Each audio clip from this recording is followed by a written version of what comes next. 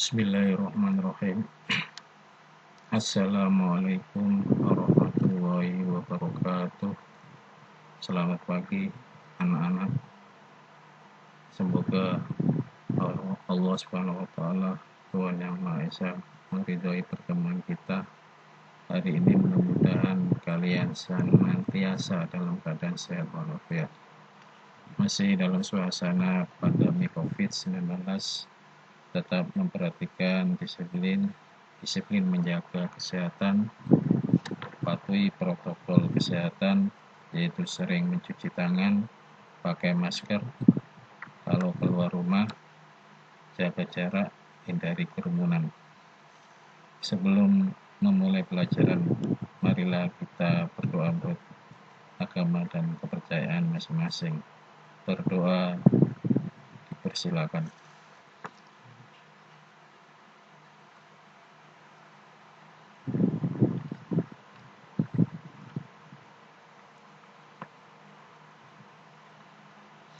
Berdoa selesai. Pada pertemuan pagi ini Bapak akan menjelaskan tentang radiasi elektromagnetik.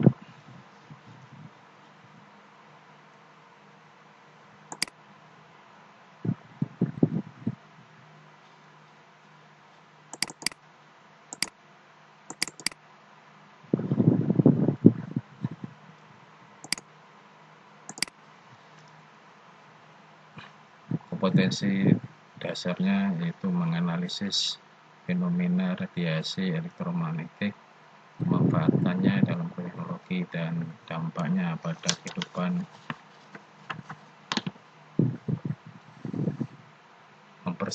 mempresentasikan manfaat dan dampak radiasi elektromagnetik pada kehidupan sehari-hari. Indikator esensialnya yang pertama, menganalisis sumber radiasi gelombang elektromagnetik, pemanfaatan dan dampak bagi kehidupan manusia.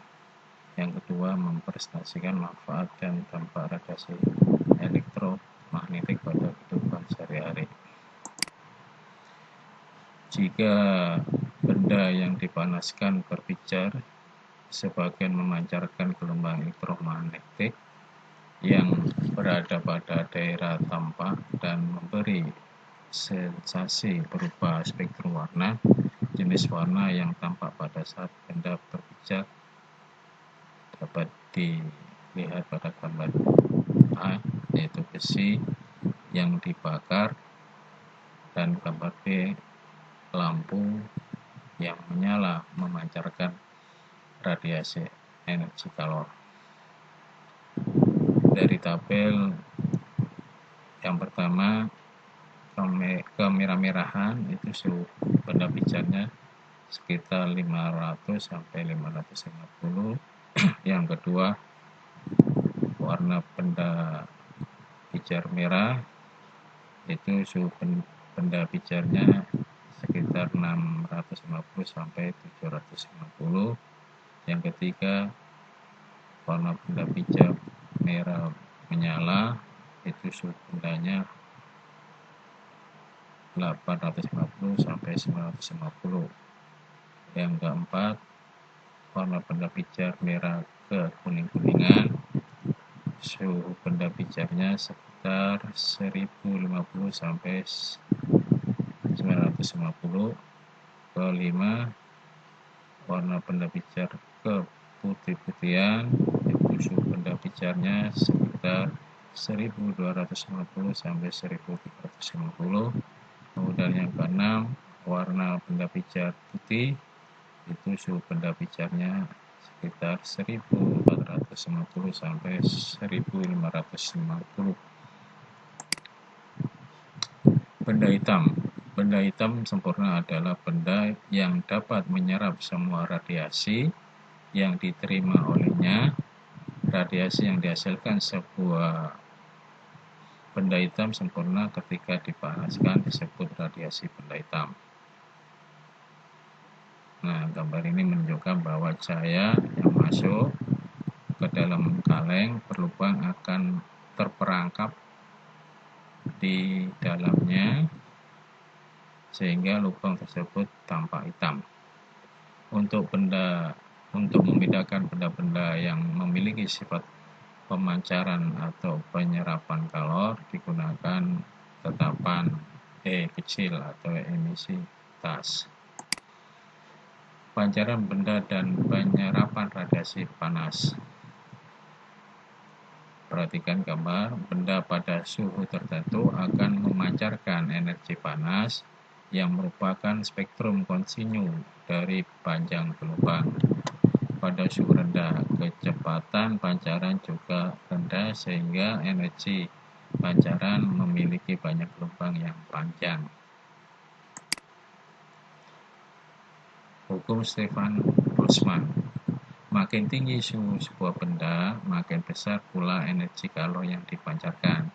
Atau secara matematis dinyatakan dengan I sama dengan P per A sama dengan I kecil kali tau kalikan T pangkat 4, atau P sama dengan E kecil kali tau kalikan A besar kali T pangkat 4, atau W sama dengan E kecil kali tau kali T pangkat 4, di mana I itu adalah intensitas radiasi dalam satuan watts per meter kuadrat, P sama dengan daya pancaran dalam satuan watt, E sama dengan emisivitas benda, itu diantara 0 lebih kecil, E lebih kecil 1. Tau sama dengan konstanta Stefan Boltzmann. Nilainya adalah 5,67 kali 10 meter min 8 watts meter pangkat 4 kali Kelvin pangkat 4. A luas permukaan benda dalam satuan meter persegi. T suhu mutlak benda dalam satuan Kelvin. Nah, ini diperlihatkan dari gambar. Tanur untuk mengolah baja dapat ditentukan suhunya dengan teori radiasi benda hitam. Untuk E sama dengan 0, benda bersifat pemantul sempurna, tidak radiasi. Kalau E sama dengan 1, benda berubah benda hitam sempurna. W itu sama dengan energi tiap satuan luas satuan waktu dalam satuan watts per meter persegi. Atau bisa dinyatakan dengan rumus I sama dengan W sama dengan P per A sama dengan E per T kecil per A besar, atau P sama dengan W kali A, atau P sama dengan E per T, di mana I sama dengan intensitas pancaran dalam satuan watt per meter persegi, P sama dengan daya pancaran dalam satuan watt, A sama dengan luas permukaan dalam satuan meter persegi, E sama dengan besar energi dalam satuan joule, T sama dengan waktu pancaran dalam sekon. Contoh soal, sebuah benda hitam berbentuk persegi panjang yaitu 20 kali 10 20 kali 30 mm persegi. Permukaan benda tersebut dipanaskan sehingga suhunya mencapai 1000 derajat Kelvin. Berapakah besar daya pancar permukaan benda hitam tersebut? Diketahui dari data E sama dengan 1, tau sama dengan 5 kali 57 kali 10 8 watts per meter water kali Kelvin pangkat 4. A sama dengan 20 kali 30 kali 20 kali 30 mm persegi dirubah ke meter persegi menjadi 20 kali 30 kali 10 6 T 1000 derajat Kelvin. Yang ditanyakan adalah daya pancaran atau P. Jawab, P sama dengan E kali tau kali A kali T pangkat 4. P sama dengan 1 kali 5,57 kali 9,8 kali 20 kali 30 kali 9,6 kali 1000 pangkat 4. Maka P sama dengan 33,42 watts. Jadi daya pancaran program benda hitam tersebut adalah 33,42 watts. Hukum pergeseran Wien.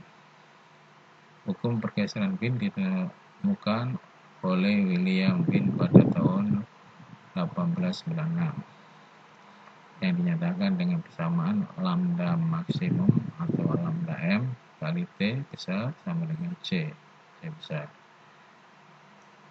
di mana lambda M sama dengan panjang gelombang pada energi pancaran maksimum dalam meter, T sama dengan suhu dalam derajat Kelvin, C besar tetapan pergeseran Wien yang nilainya 2,898 kali 10⁻³ mili Kelvin.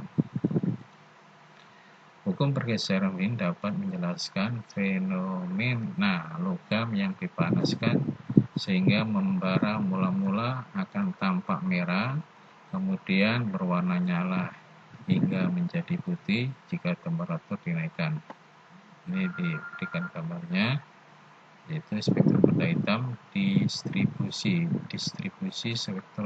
spektral energi radiasi bergantung pada temperatur benda saja.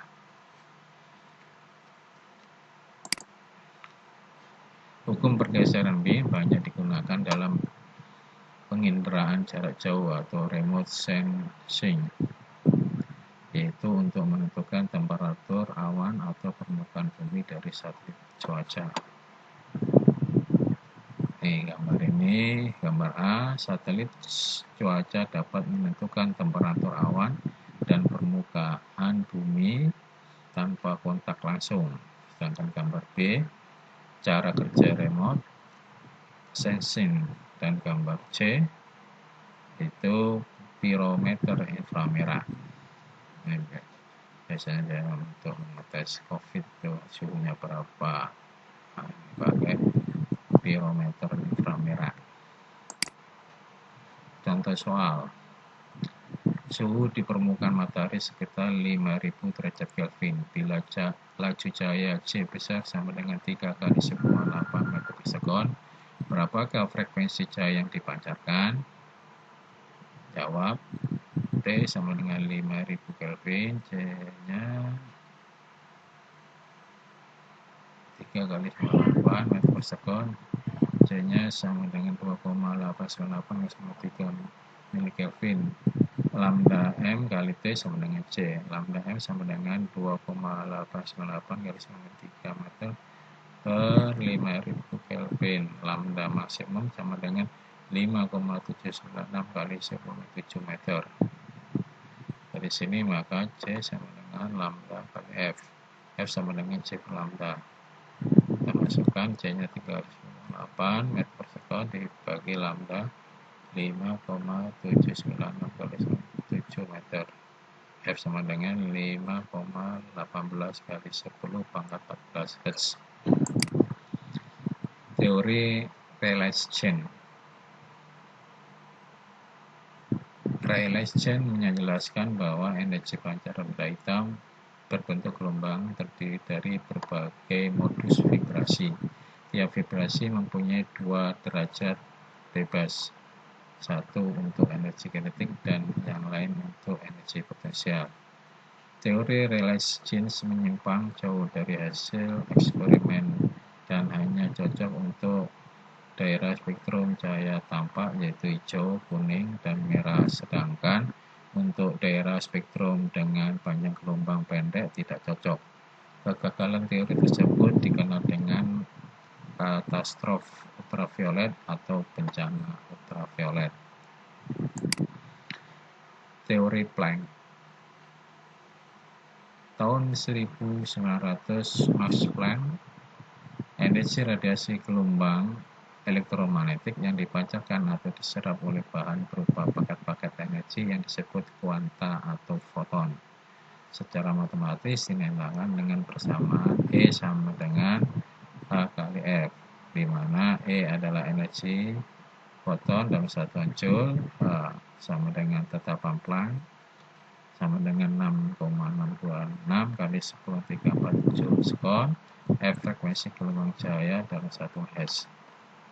Nah, ini diberikan gambar spektrum radiasi benda hitam pada suhu 5000 derajat Kelvin oleh Rayleigh Jean. Contoh soal. Sinar jingga dengan panjang gelombang 6600 Armstrong dipancarkan dari suatu benda hitam yang mengalami radiasi. Tentukan energi foton yang terkandung pada sinar jingga tersebut. Penyelesaiannya lambda sama dengan 6600 Armstrong sama dengan 6,6 kali 10⁷ meter. C sama dengan 3 kali 10⁸ meter sekon. H sama dengan 6,6 kali 10⁻34 Joule sekon. Kuanta energi sinar jingga mengenai persamaan E sama dengan H kali F, E sama dengan H kali C per lambda. Kita masukkan hanya 6,6 kali 10⁻34, C-nya 3 kali 10⁸, sedangkan lambdanya 6,6 kali 10⁷. Maka E sama dengan 3 kali 10⁻⁹ Joule. Jadi energi foton yang terkandung pada sinar jingga tersebut adalah 3 kali 10⁻⁹ Joule. Demikianlah penjelasan yang bisa Bapak sampaikan. Semoga kalian paham. Terima kasih. Selamat belajar. Semoga sukses. Assalamualaikum warahmatullahi wabarakatuh.